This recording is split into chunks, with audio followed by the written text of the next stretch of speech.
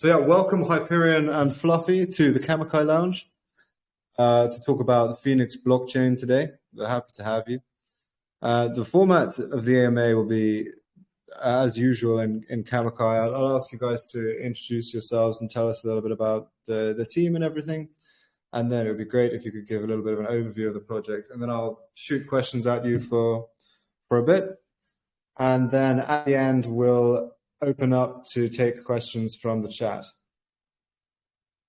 So yeah, Hyperion and I don't know, Fluffy, if you want to speak as well, please tell us about yourselves. Well, thanks for having us. I'm Hyperion.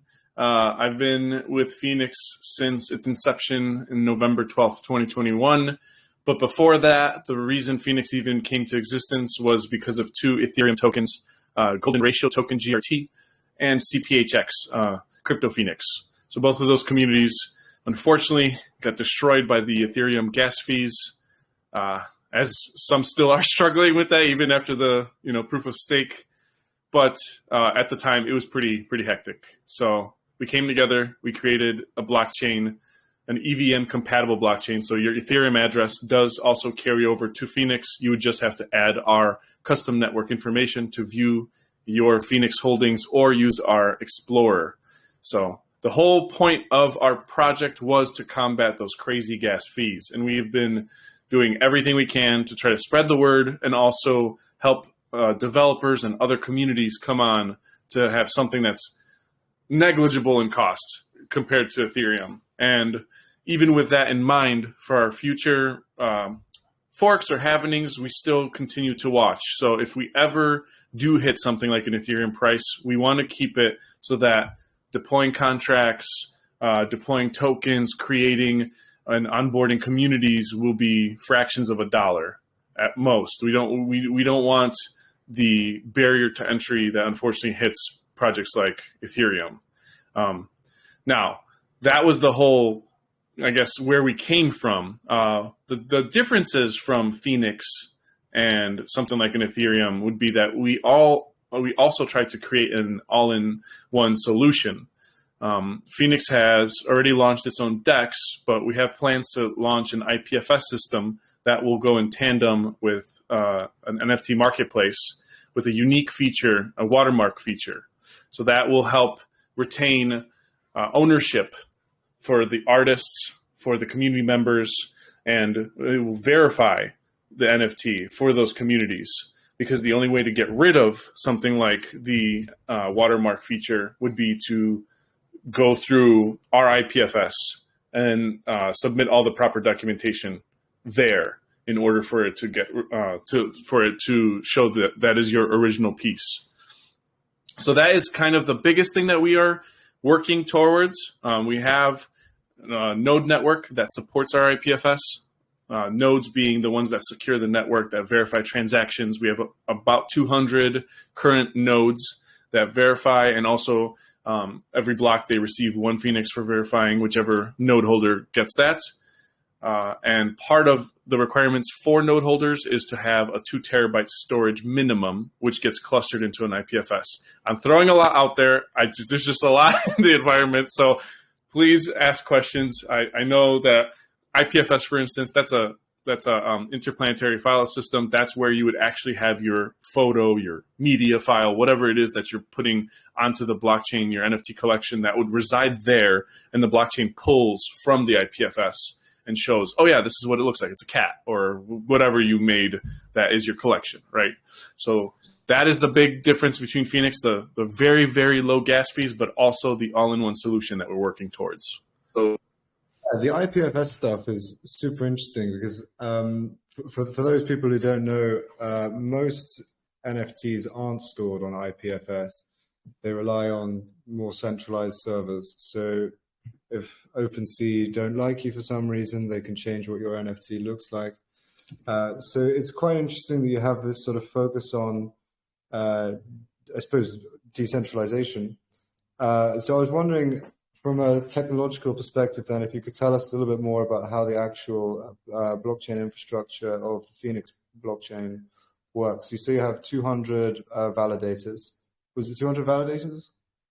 Yeah, so there's 200 validators, node holders, or rather nodes total, because each person is allowed up to 3 nodes. We try to keep it so it's not like a big farm is coming in and raising all the Phoenix from everybody. So there's 200 nodes currently supporting the network.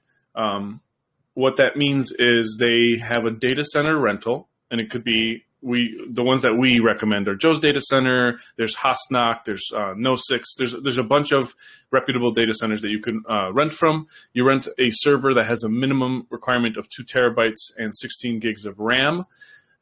Usually the processor doesn't really matter, but we've noticed that maybe the really powerful ones might change how good your node performs, because essentially it is still a mining thing, right? As you would do with any proof of work, you'd have some kind of GPU mining or some kind of CPU mining that goes along with it. So the nodes are limited in their capacity. They're the only ones that are mining because they're providing the security, they're providing the verification of the network. And they're all, like I said, clustered together to create that IPFS. I don't know if that answers your question. Yeah, but you say mining, it's a proof of stake blockchain, right? It's a proof of work blockchain. So, but we've altered it a little bit. There is a minimum of 5,000 Phoenix that the node holder has to have in order to participate as a node. That 5,000 Phoenix doesn't go anywhere specific. It stays in their wallet, but we do randomized wallet checks to verify that each node holder does hold that minimum. Again, it's not something that we ask them to donate anywhere or put on a staking website. It's just something that we verify just so that the node holders have some kind of minimum. So it's kind of like a hybrid proof of stake, proof of work, but it is more a proof of work blockchain, kind of based on the previous version of Ethereum before they went to proof of stake. Okay. So if somebody wanted to set up their own validator, how much would this cost in terms of renting the computing power and everything? Yeah, so the data center rental does go from about $25 to $40 a month for the servers to have that minimum 2 terabytes and 16 gigs of RAM. We also sometimes see deals at $20. I mean, it changes. Promotions. It used to be $50 a month back when we had originally launched our chain. Now it looks like data centers are being a little bit more lenient with those pricings. But so your entry is a minimum of that $25 to $50 a month for the data center rental. And then that 5,000 Phoenix, which right now it's only trading at 3 cents per Phoenix, which is crazy because we unfortunately lost Res Phoenix, was one of our main tracked exchanges. We are on a smaller exchange called Zegex, and we are coming up to a bigger exchange within the week or so. It's going to be DexTrade. That's a top 50 exchange. We've been talking to them for a long time, but we are coming up to finally be listed with them, and then things will resume as before. But right now, Phoenix is going very cheap on just Zegex right now. So factor in that 25 to 50 or 25 to like $40 a month plus the 5,000 Phoenix. Okay. And I was wondering if you could tell us a little bit more about the other features of the ecosystem that you're building out. So you have bridge and exchange and NFT marketplace. There's quite a lot of things to be doing, no? And so all of them are with the Phoenix branding. Yes. So the actual stuff. Yeah, tell us about why Phoenix is like sort of rising from the ashes with cheaper gas fees. Yeah, exactly. So our weekly podcast is called We Burn, We Rise. Or weekly, it used to be weekly, now it's twice a month. So We Burn, We Rise. The whole point came from Crypto Phoenix.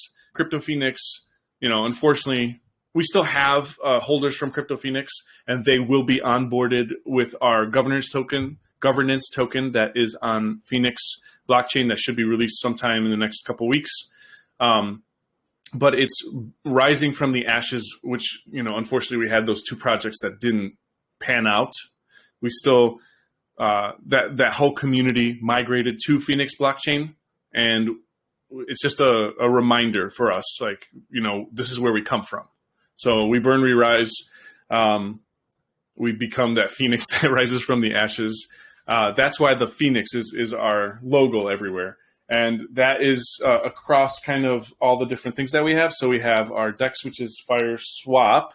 It has that little flame. If you notice, for anyone that's, loves the art little differences, the tail of the phoenix is inverted. And then that's the different logos for Fire C, Fire Swap, and Fire Swag, just in different colors. So Fire Swap is the DEX. Fire C is the upcoming marketplace that relies heavily on that idea of the IPFS and the watermarking feature. And then Fire Swag is a third concept outside of the IPFS. This is something to help artists even more. So now with Fire C, you have the NFT marketplace, but then what about your merchandise store? So Fire Swag is the idea that we would provide access to some like drop shipping. We're still working on the details on that, so don't attack me too heavily on that, because still working through everything on there. But we want to provide something that the artists can rely on us to work as a all inclusive solution for their project, so that they can use Fire Swag to make their T-shirts, whatever else they need for their project. Yeah, the Phoenix is quite cool branding, I suppose, for wearing different clothes and stuff like that. It's much better than the Ethereum logo. Is sort of like a weird diamond. I'm not really sure that's what it was supposed to be, but yeah, they put it on everything. I think it's like just like blocks. So some kind of comment on DNA and blockchain merging. Ethereum, I don't know. That's yeah. So the Phoenix coin is just listed on it's just on its own blockchain, right? You don't have a synthetic like wrapped token on any other chains. So we did wrap on BSC. It's a manual bridge currently. We are looking for solutions where we can make it an automatic bridge. We have we've had a couple conversations with multi-chain, where they would be the ideal premier partner once we get to that. But we do have wrapped Phoenix available on BSC. But again, there's no actual working bridge between Phoenix and the wrapped Phoenix. It would have to go through our developer, and our developer is currently not allowing that bridge to happen because we don't have that automated system. There would be way too much pass through. There's only 7,000 Phoenix locked up on our network that is on the wrapped Phoenix, but we're waiting for that bigger partner before we do anything else with that. We've looked into other minor partners, but I think multi-chain will be the main one once we get there. We've had many conversations with them. So we are there. We're not automatic yet. And in terms of the gas fees, obviously I'm in favor of anything that takes down the gas fees, even though we're not in a massive bull market at the moment. Ethereum gas fees are still pricing out a lot of different people. So so I understand that you cap your gas fees at 1 Gwei.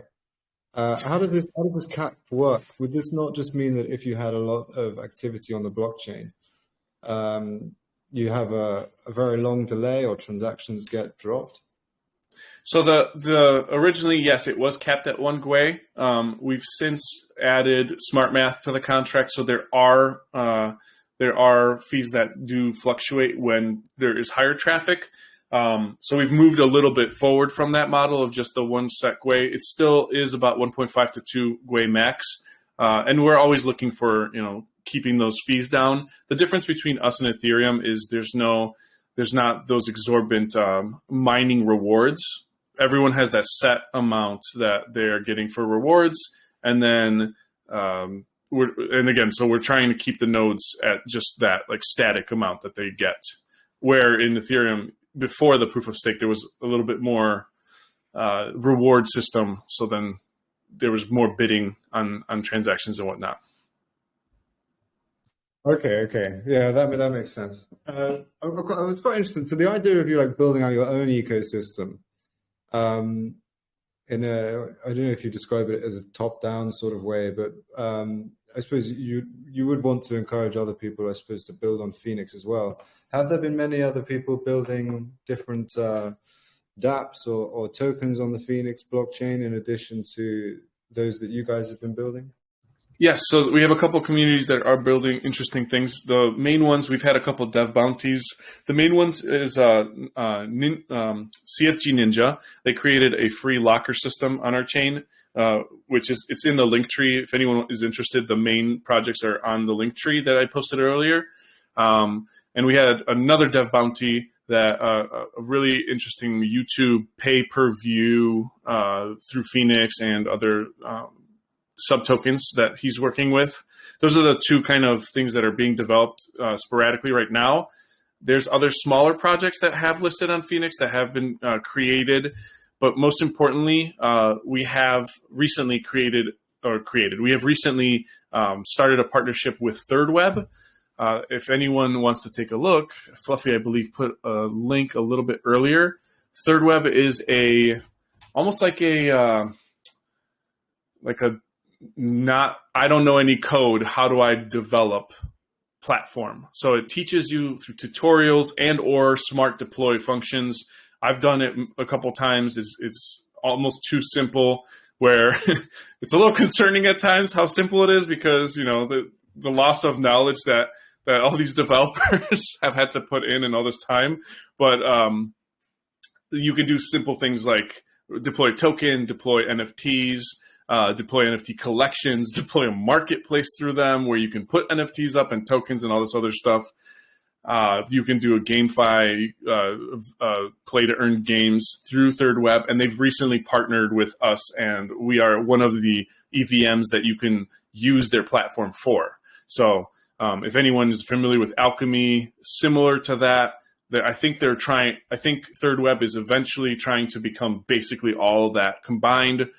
Third Web also has some kind of partnership with Coinbase's Base, the most recent layer 2 that they've announced. So Third Web has an open partnership with us.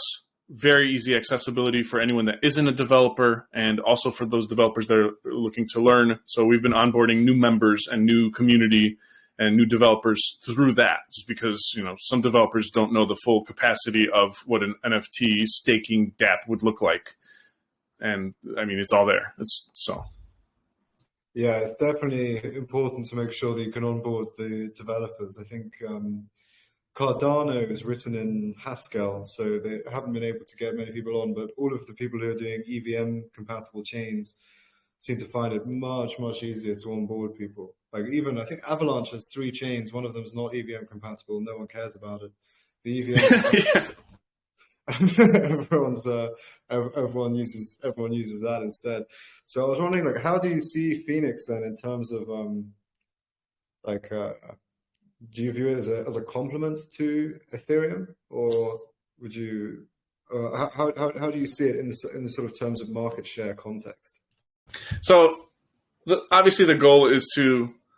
I don't think that we could. I mean, maybe we can replace Ethereum, but that would take maybe 10 years or 10 years or something. But the whole point of Phoenix was to have that all-inclusive ability that I think Ethereum kind of skips around with, and not that big barrier to entry. So I would love to see Phoenix upend Ethereum, but it's just getting a little bit bigger than I think it's getting a little bit big, and corporations are taking it on, and it's getting hard to compete with something like that currently. It would be a lot of big partnerships to get to that level to also supersede them. I think in the short term, we would like to compete with someone like Solana and eventually go for Ethereum, because Solana is the hot new thing with all the markets, with all the communities, and all the quick transaction fees and everything. I would love to compete with Ethereum, but I don't. That is a 5 to 10 year goal, in my opinion, because they've built something that everyone else is building on top of. So, yeah. And my other opinion also is that I feel like there isn't just one blockchain for everybody. There's over 160 countries in this world, or 180 countries or something. I feel like there's enough where each country could have their own EVM compatible blockchain. But that's my idea in general, just because I don't see any other way of a real metaverse forming unless we have this cross-chain ability between other preferred networks. Otherwise, if you're just stuck on one network with their rules and their thing, I don't think the grand scheme of a metaverse will actually come into play. Yeah, I was going to ask you about the metaverse and what you sort of think about it. See, I'm a big fan of animals, and I see you've got a few duck games that play to earn duck games, right? Yes. Yeah. So could you tell us about Duck Hunter and Battle Ducks? We've done a few giveaways in the Kamikai Lounge. We've done a few giveaways with duck races, where it was sort of like a horse race, but you have ducks instead. Oh yeah, cool. It was quite fun. But yeah, are these duck games sort of like a mini metaverse, or how do you see these as like part of the ecosystem? So the Duck Hunt is actually bringing back some nostalgia. It is a just a typing game. There's a whole separate lounge for that. I think we have 400. Let me just really quickly scan over there. And I will post the link as well. Duck Hunting it currently has 330 members in it. So the way that you do it is you would register your EVM compatible address there. The bot doesn't take any kind of extra.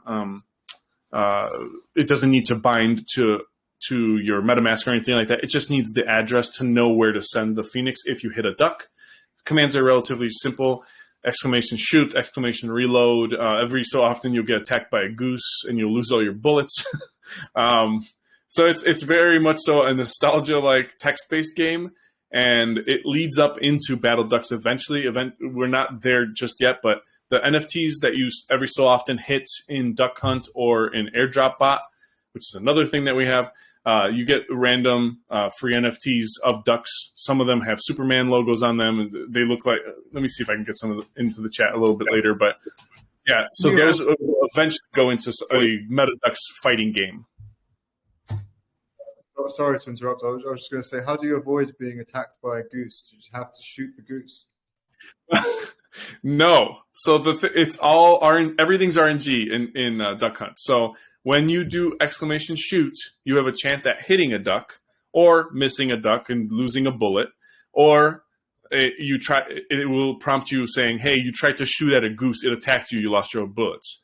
So the goose is a 1 in, let's say, 50 chance that you accidentally shoot at a goose.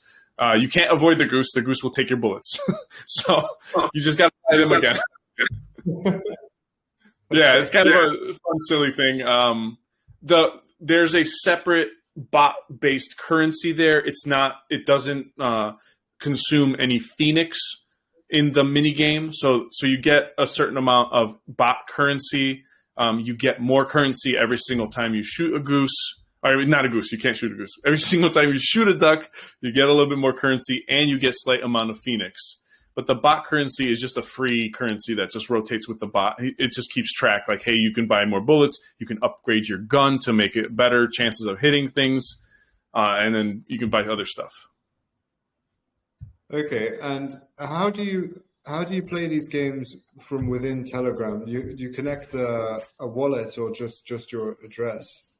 So you just talk to the bot, and it would be I believe the command is /reg register space your address. That's for Duck Hunt. So Duck Hunt, it's the game Duck Spot. I'll post that as well. He's inside that Telegram that I just posted. That's the Duck Hunting Telegram. This is the Duck Hunt bot. All you do is go to that bot when you get into that group and you register your address with it, and that's it. And it will keep track your address with your Telegram username. Every time your Telegram username hits something, it will send you some Phoenix and or once in a while a Duck Hunt NFT. And all the NFTs that we have currently, since FireSea is not live yet, we have 2 marketplaces. One is called Darksea. The other one, these are third party. Oh yeah, there you go. Thank you, Fluffy. Darksea in the Kamikai Lounge a couple of weeks ago. Yeah. So we actually see, there's a lot to talk about. I guess Scatterbrain, because there's just such a huge environment. Darksea has one of our NFT collections on there, not ours, one of the communities that deployed on us, Tyara. So they might have talked about Tyara. They're spicy NFTs. to say the yeah, least. I have those ones. Yeah. Okay, so on Darksea you can purchase Tyara NFTs on Phoenix Chain, or you can purchase on BSC Network. That's where they deployed that contract. That's leading up to their play to earn game. We have a limited amount on Phoenix, I think 25 total, and 13 or 12 have been sold so far.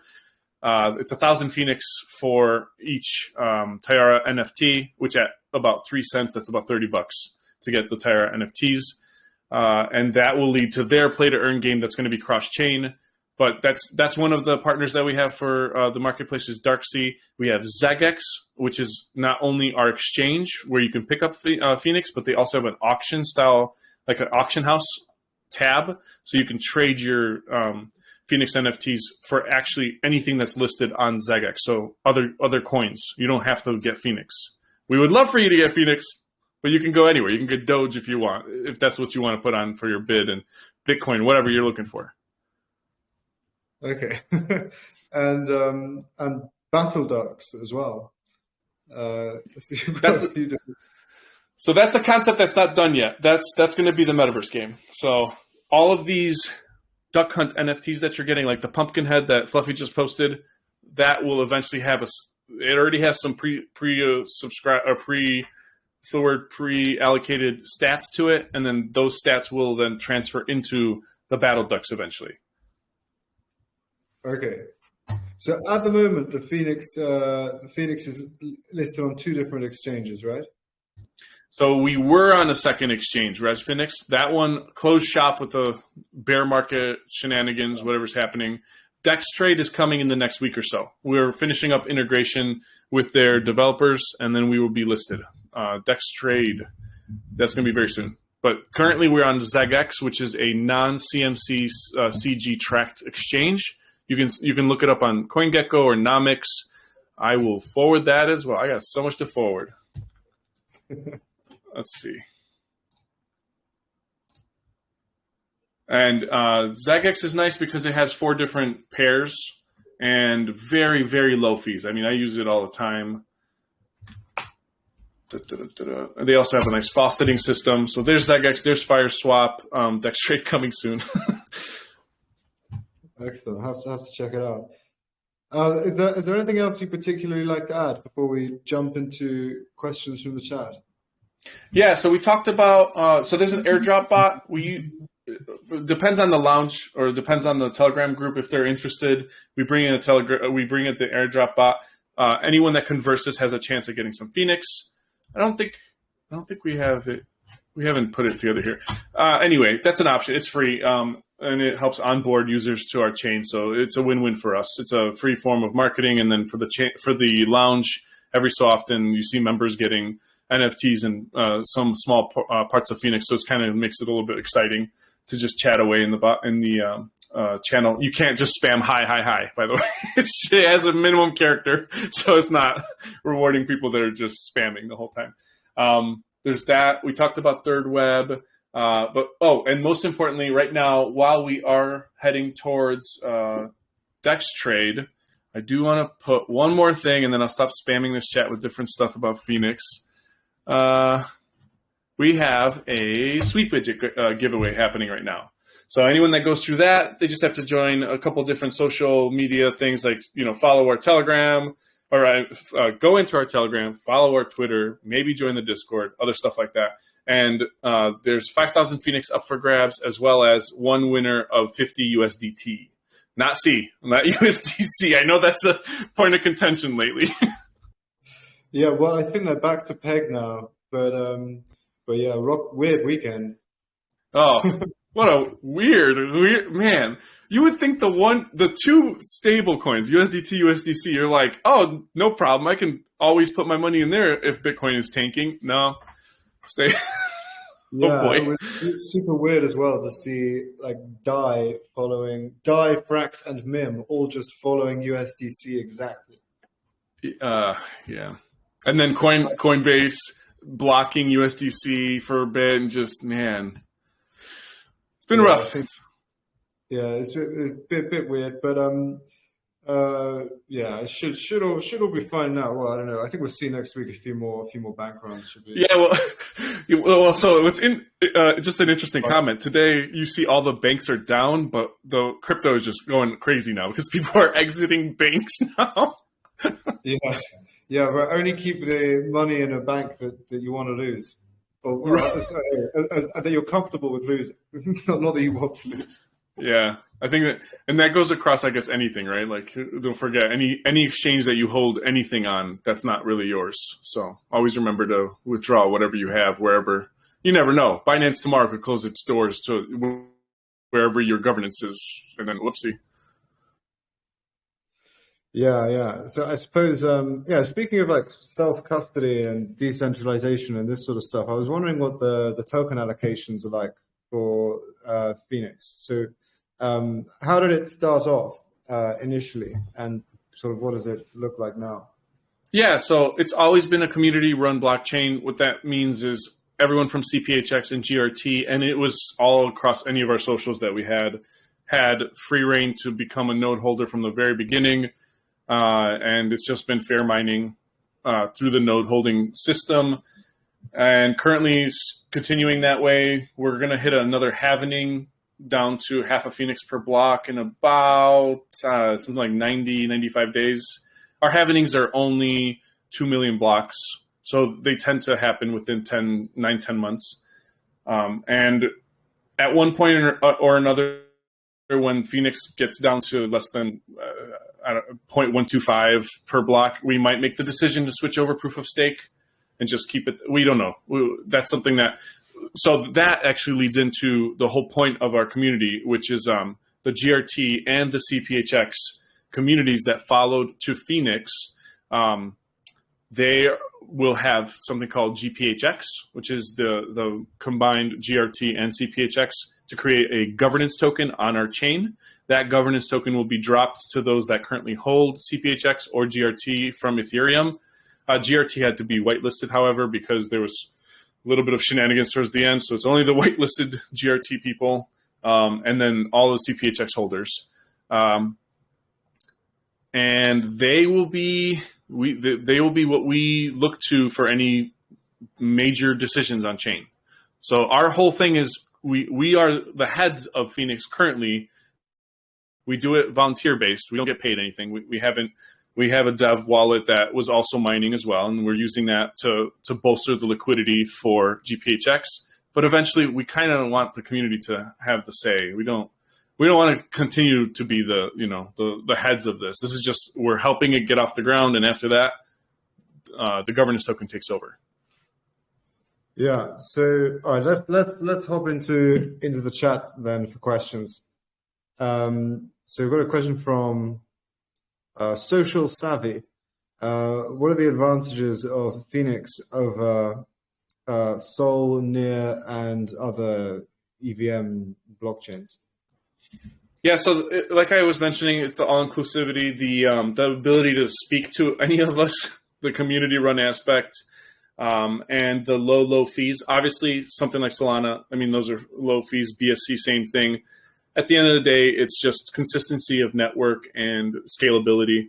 I feel like, unfortunately, Solana does kind of fall into a little bit of too many problems with scalability because their speeds are maybe a little too fast. I never understood how they can continue to give that kind of speed when the internet has a 3 millisecond lag anyway. The latency across any kind of fiber or whatever, that's still going to impact your servers. Statistics are all just bullshit. they just make them up. They're not true. There was a whole massive expose about the Solana speed. Yeah, the Solana speed. They just make it all up. Like the amount of transactions per second that they claim they can do is like assuming that nobody does any. It's ridiculous. It makes all these ridiculous assumptions. Well, and that's why the network has issues sometimes, lagging. Like it just had it again. Yeah, it doesn't even work. It keeps going down every 5 minutes. One of our admins actually loves Solana NFTs. Yeah, guys. I love Solana. I have a huge collection on Solana, not personal. I love Solana. But yeah, how many times I'm looking at my collections, I'm like, oh my god, it's shut down again. What am I gonna do? Yeah, come on. It's why they shut down? Because they work on it. I mean, sure. All right. Oh man, we have to stay positive. Yeah, right. Yes, there's someone. Someone was like, "It's like when the power goes out. They're working on it. It'll come back." Well, if it shuts down because they're working on it, then clearly the developers who are working on it are causing problems. No. No. It's very complicated, and let's not put Solana. No, guys, honestly, in Solana. I do too. I love what they're doing. I think they're great for GameFi. I think they're a great platform. They're making a lot of partnerships. They just gotta. There just has to be, maybe slow down the network. Like, what is this 0.08 or 0.88 millisecond nonsense? Come on. I think in the future they're going to run into some scalability issues. Exactly, and that's Fluffy, by the way. Hi, Fluffy, co-founder. Yeah, how's it going? Yeah, I love Solana just because they are doing great job with NFTs and all that stuff. But it's not because of Solana; it's because of the community.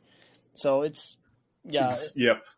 It's not really using that's what's really cool. Well, that was the big thing in my opinion about Solana. Anyway, I think they weren't ready for the crazy amount of people that came onto their chain in the beginning, and then they were like, "Oh shit, let's backtrack, let's backpedal. We got to scale," and then again, scaling issue, and then again, just like Fluffy said, I think they'll continue to run into that. I don't know what the solution is. Owning the world, maybe. Just make it more centralized, I think. Yeah, maybe. I mean, if you have a lot of corporations pick up the node issues, maybe then it gets a little easier.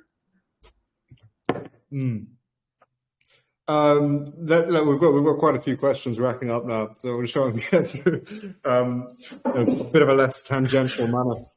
So as sort of like an elaboration about why would a project it was from Ender Peer Networks asking why would somebody want to launch on Phoenix over Polygon, things like that. Actually, it's sort of like I'm sort of mixing all my own questions. So a lot of different layer one blockchains at the moment have sort of grant foundations to incentivize people for launching on their chain.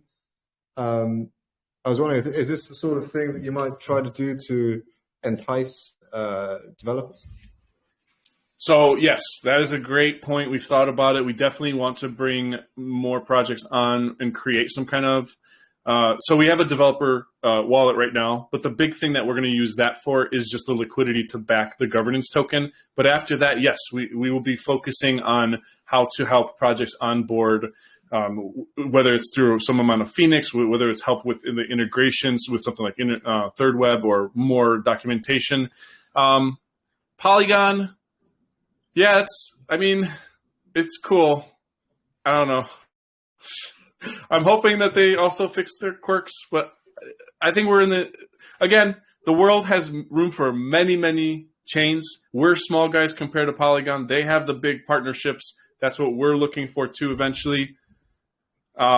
Maybe we'll have our own side chain too, like a layer 2 that comes to Phoenix to make it even cheaper. Maybe they'll pay you to use the chain. I don't know. So that is the goal, to have some kind of war chest to help people on board. But before we can create something like that, we need the governance token to be functioning and on, and we need the IPFS to be helping bring in that extra revenue to funnel into that. We've got a comment. Solana backwards is anal OS. I saw that. Okay, who said that? Blacklist. Blacklist. Well, and Solana is the big name, and it's getting all the shit because it has so many users. I mean, I see it.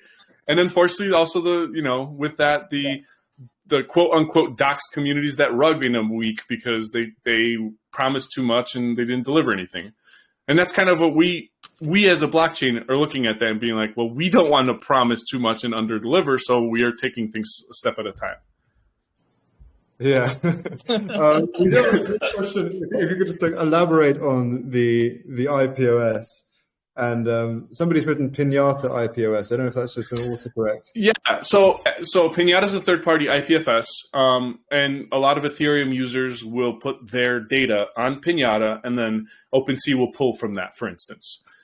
So basically, that is a major competitor that we would be dealing with as an IPFS solution.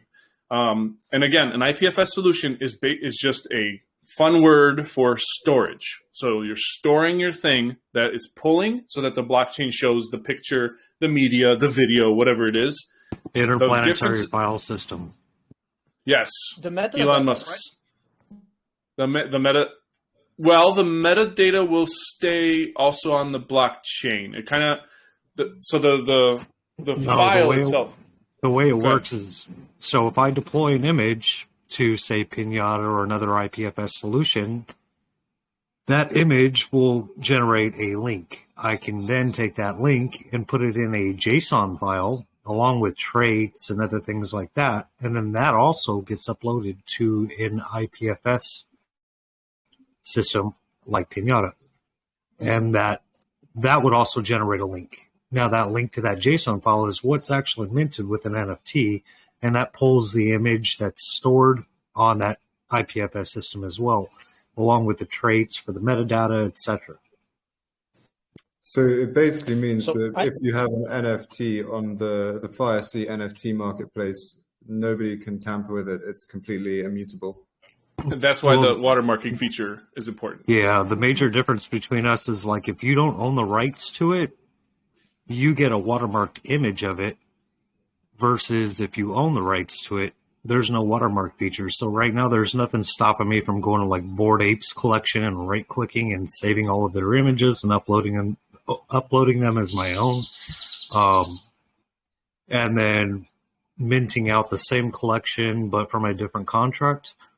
But it's more suited for other artists, not just like artists that do artwork, but like musicians and people that do videos, etc., because those will also only have a sample feature. So say if I deploy a collection of NFT songs, like my whole album, I'm going to put it on a contract and people can mint out my songs. And every time they pay for a mint, they're getting one of my songs, which we're also working on a development of a NFT player, a media player, so you can connect your wallet to it and play all of your music, NFTs, etc. But you would only be able to get a watermarked version, essentially a sample version, so like a 15 to 30 second clip of that song, unless you own the rights to it. Okay, so your stuff is basically not stealable, which is what sets us miles apart from anybody else. And in terms of scaling, would you be able to have songs as NFTs on Phoenix? Oh, definitely. I already do. I've already uploaded a few just to play around with them. You can listen to them on our Explorer. Currently, we also have an NFT viewer, which I'm going to make some updates to in the near future. So you can also connect your wallet to that and listen to your music NFTs and your video NFTs.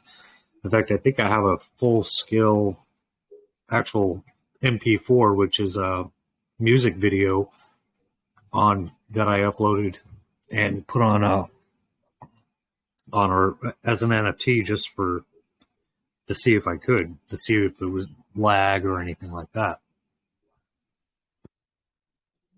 Oh, brilliant! Yeah, I've not heard of people being able to store this sort of stuff in this way, because obviously it takes up a lot more space. But no, that's super interesting. There's some other founders trying to connect with you guys in the chat, but Peer Network, yeah, interesting. I think I've heard of. I'll join there. I'll see what's going on.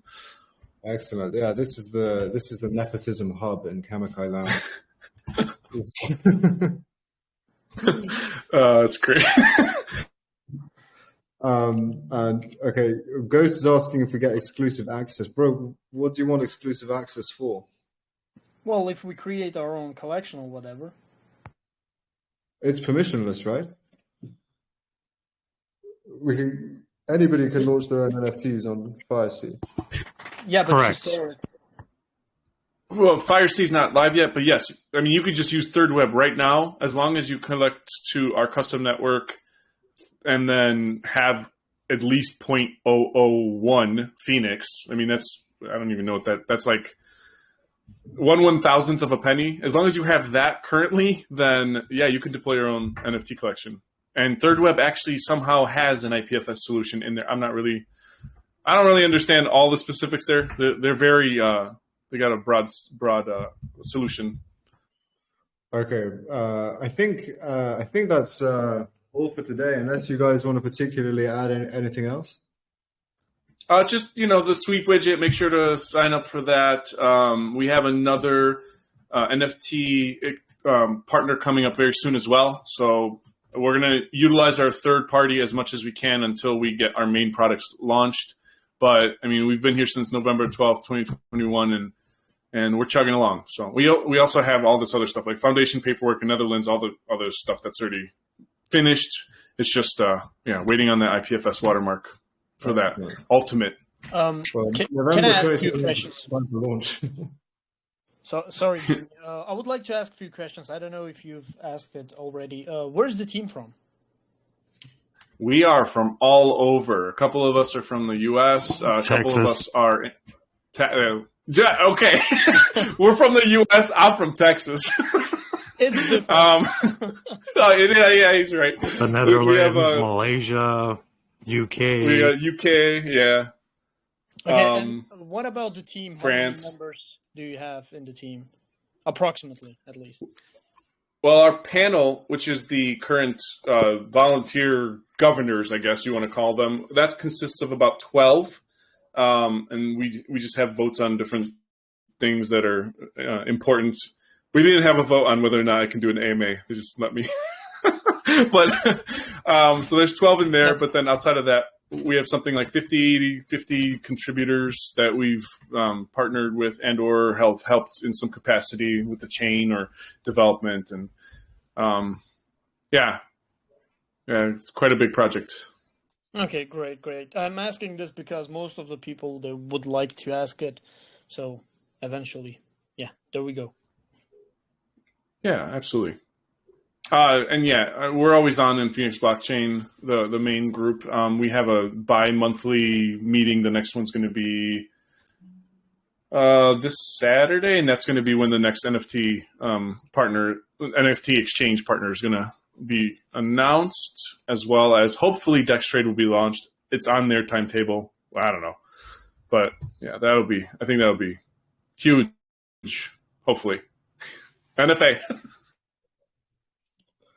Okay, brilliant. Well, I think, is that everything? Yeah. Well, thanks guys for coming on to chat to us today. Thanks for your time. Super cool project, actually. Thank you. I like the ducks and I like the birds. So yeah, very bullish. And yeah, we'll post the recordings in our chat, and you guys can do as you like with them. But yeah, welcome to Kamikai, and best of luck. Thank you. Thanks for having us, and it was a pleasure.